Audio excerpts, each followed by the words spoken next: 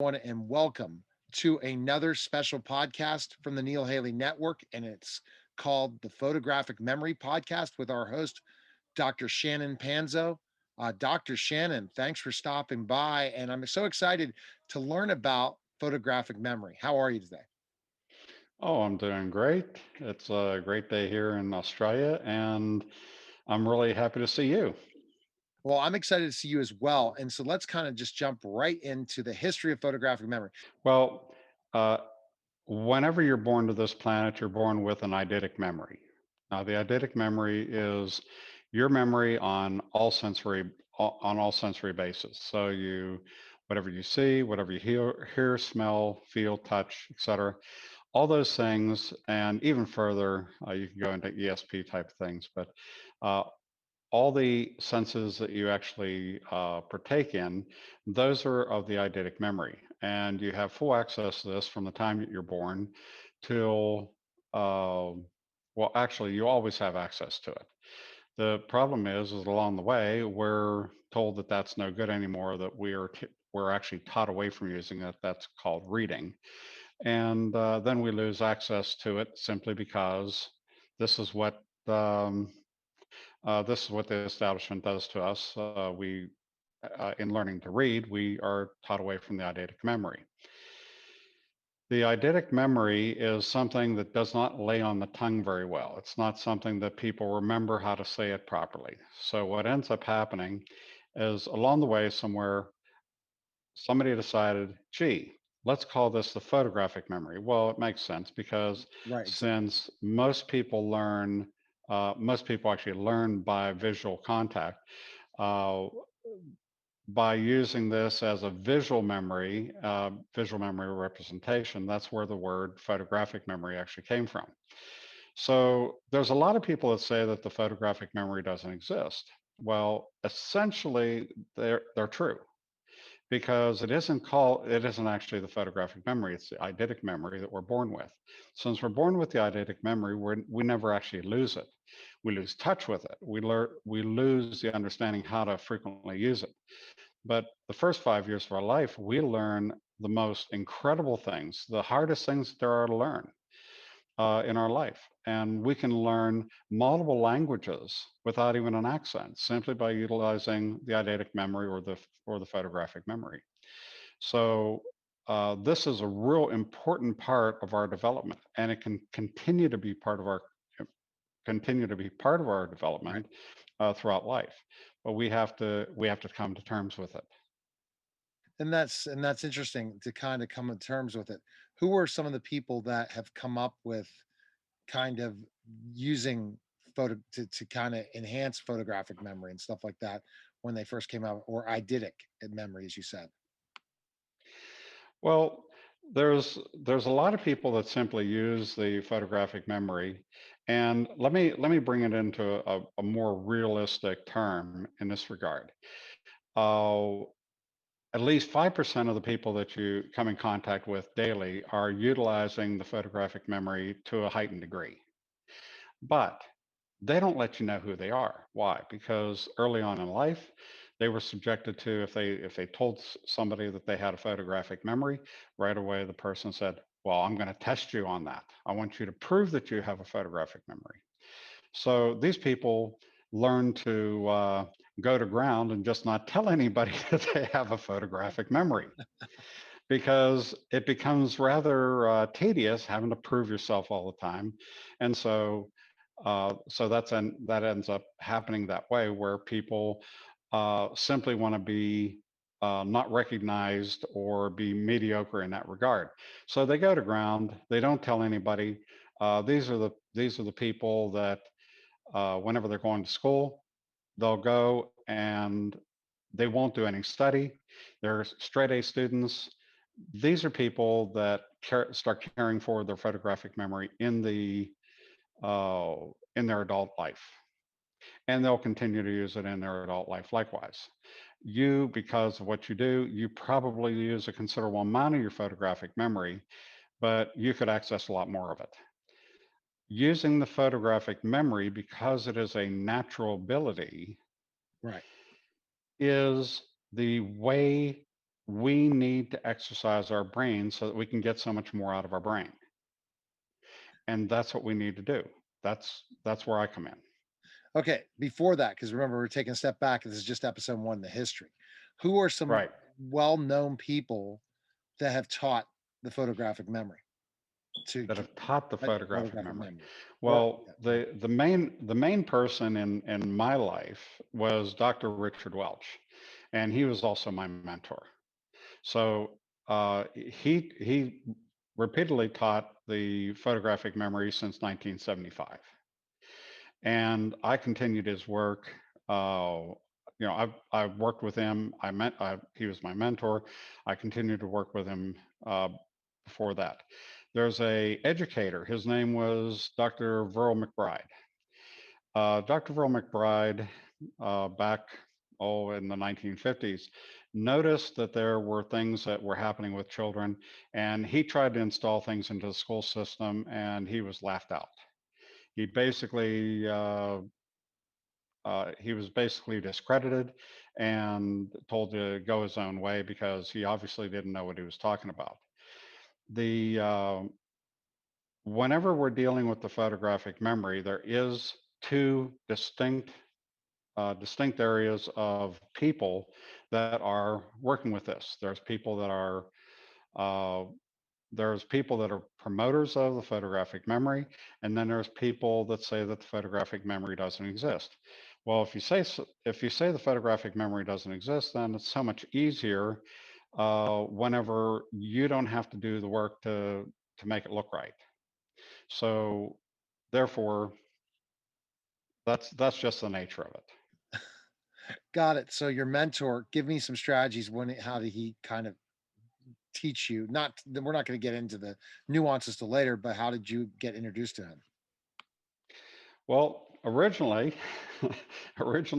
I wanted to have a way to deal with my own subconscious. I knew that I could get more out of my life by utilizing my own subconscious. So the photographic memory wasn't really the foremost thing on my plate. Whereas a lot of the people that come to me today, that is the foremost thing on their plate. But in order to access all these other all these other mental challenges, then the photographic memory gives you great access to doing this. It is the way to access the brain. It accesses the brain and exercises the brain naturally. It's a natural talent. Everybody has it. Some people say, uh, how do I get a photographic memory?" And I say, "Bing, there you go. Now you got one," because we all do. It's just that we don't have access to it. Now, Wow. there is one thing that accesses your photographic memory on a daily basis, and that is subliminal advertising.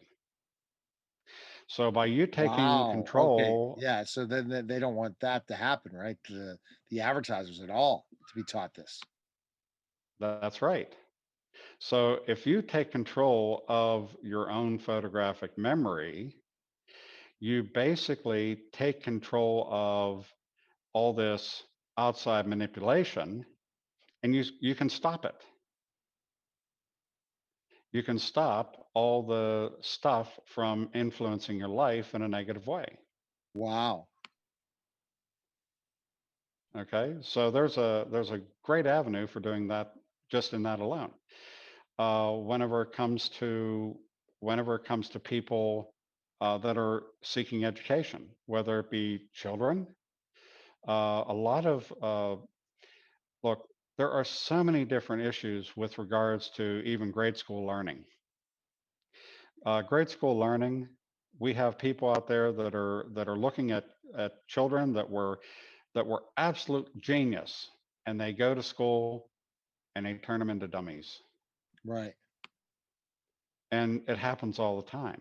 Why? Because they're taking them away from their natural way of learning that they learn so well from, and they turn them on to a different way of learning, which actually doesn't work for everyone. At least 30% of the people that are learning how to read can't read, don't know how to read, Yeah. have impediments to reading. Well, I think it's even higher now, Dr. Shannon. of people? I'm being conservative. Okay, okay, Okay. But at the same time, there are a lot of problems out there that whenever you address this with the photographic memory, those problems simply don't exist. exactly. Well, So so that's your why mentor, that's so why it's important. you were going to your mentor, and then how quickly do you open your eyes to this and you figured it out from that mentor? Well, right after this is the fun part. Right after I learned the training myself, I had the opportunity to take a test I wasn't qualified to take. Oh my goodness, And what test is that?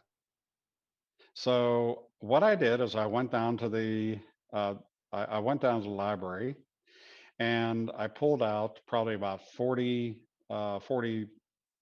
books. You know, they're very technical books. Um, I pulled these all out. They let me actually take them home, which I thought was really nice of them. But because usually these are the books that never leave the library. Uh, I went and I spent 3 days, around 12 to 16 hours a day, doing nothing but what we call mental photography.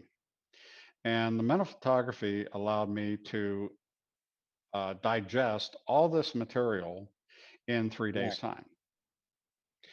And so whenever I went into this test, well, at that point there, I was very new to this. So I really did not know what to expect. I was very open minded. I was very new to it. I kept myself in a nice, relaxed state. I didn't get myself upset about it. It was a big trial just to see how it worked. And there was 300 people taking this Oh my test right gosh. along with me. So there was a lot of people there.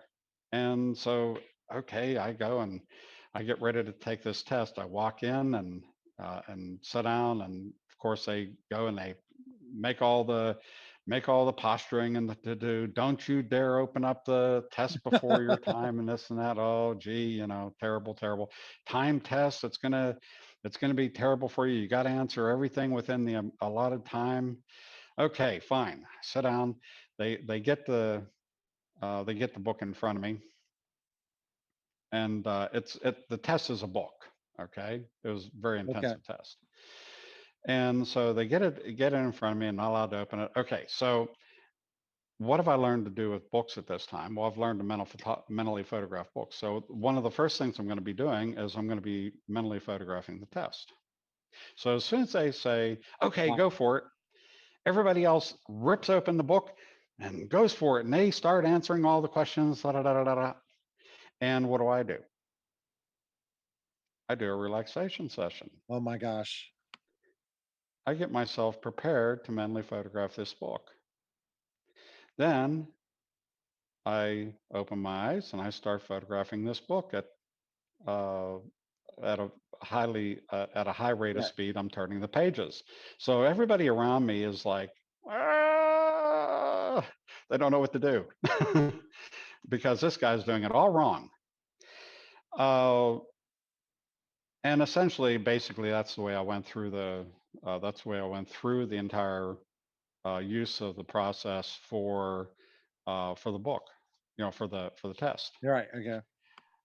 I'll make this short. I was the first one done with the test. Oh my goodness. I wasn't even qualified to take the test in the first place. You I won't was the tell first us one what done. test it was. Will you tell us what test it was? Excuse me. Will you tell us what test it was? Uh, it was uh, it was for it was actually for a job, and it had to do with nuclear hazardous material, nuclear handling, um, uh, logistics, all different sorts of things. Okay. Okay, everything dealing with nuclear medicine, all these different things. Okay. So it's not a easy little test. Right. And after I went to take the test up, and the guy apparently you have to spend a certain amount of time taking this test, otherwise they don't feel that you've completed the test. Okay. So I was told to go sit back down and look my test over for a few minutes. Then I saw somebody else finally take the test up. I figured, okay, I can take the test up now, and I Okay. turned my test in. So I was actually the first one done with the test. And okay, so you find out your results in a couple weeks. All right. About a week later, um, about a week later, I get a phone call, and this is from what is it? Well, it's part of the test is a logical deduction test, Okay. and the organization that puts that together, they called me up. They asked me Right. how I cheated on their test. Oh, goodness gracious. And they basically said, have you been contacted by any other organization about a test like this? Have you ever seen another test like this? Have you ever, did somebody give you the answers for this test? How did you do this? Right. This is the first time you ever took a test like this? Yes. Okay. Well, we don't get it. How did you score this high? Oh, goodness. Of course, this is not just the photographic memory where you take clips of information.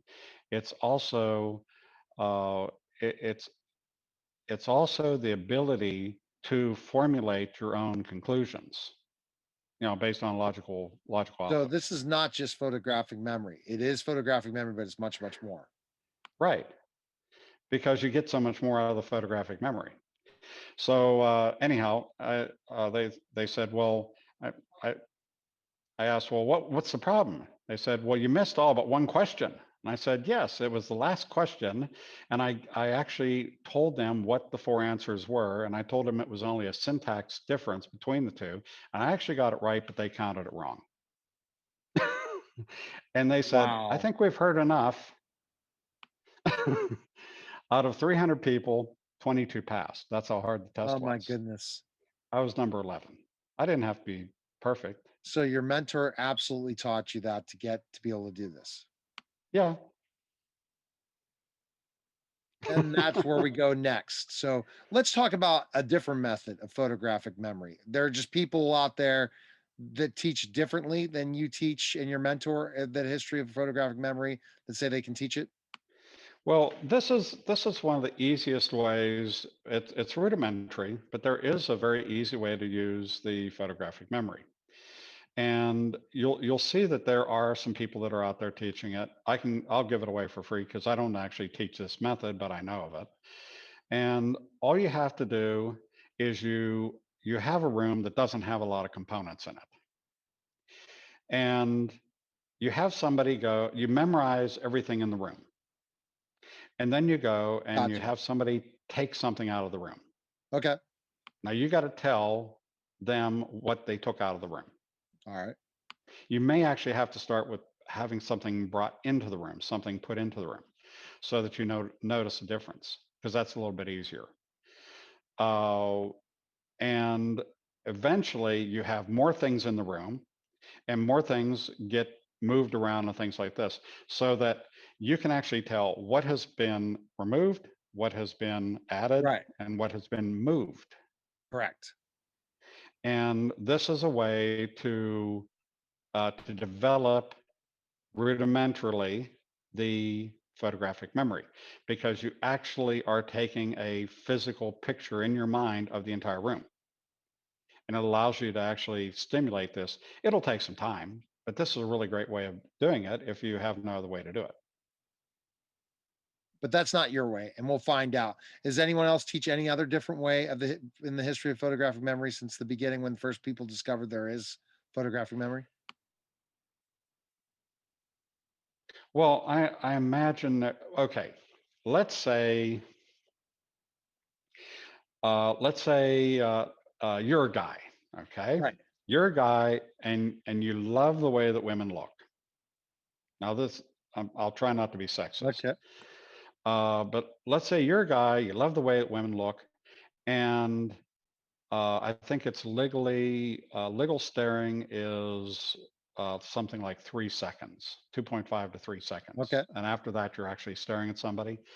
But the idea is to look at this person for less than the staring component Okay. and memorizing the uh, the positive attributes that that person has. Okay. so that in your mind you can go back later and actually review what that person looks like and what attracts you to that person. Gotcha. Now, that is a technique that a lot of people use. They don't know that they're using it. Right. And that's how they find out what's attractive to them. Okay. All right. So that helps in photographic memory.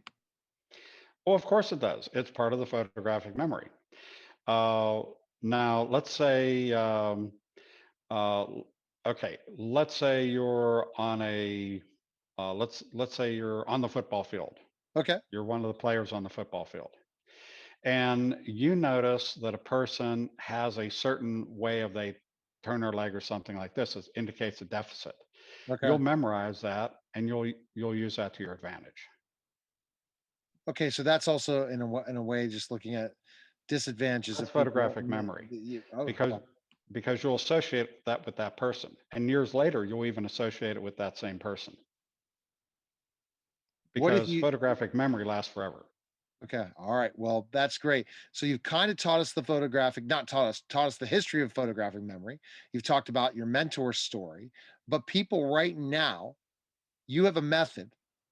Can you tell us that method without anything except for people to go get more information on it? And it's called Zuckspro Method. And so where people can find info on you and learn about you and learn the photographic memory, where can they go? I do my best to keep it laid out in a simple fashion, and that is over at zuckspro.com. And it's very basic. It gives you some good examples of other people using it. And what it does, it teaches people how to use mental photography.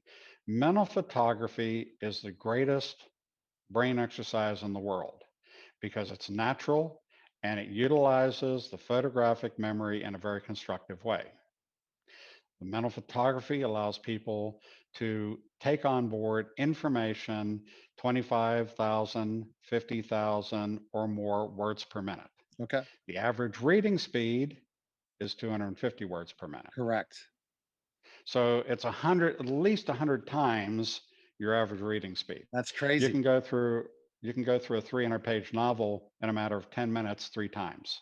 I think I've figured out some of these methods through my own just trying to read faster and really see Right? that certain words and things. But we'll find out more about that. But zuxpro.com right now, so people could sign up and check it out. And you have different resources available there as well, right? Oh yeah. We have you can pick up you can actually trial the first module of the training at no cost. And that is using Einstein's distraction index. And that is it's something that isn't really taught in school. It teaches you how to concentrate. Isn't that nice? Does that help ADHD at all? Teaching the photographic memory? Oh, absolutely. If you can concentrate better, then utilizing the other parts of the process is much easier. Okay. People are distracted by so much these days. You have to give them something. You have to give them Yeah. something Absolutely. to allow them to get away from distractions. So episode 2 of the Photographic Memory podcast, we're going to go into another interesting topic.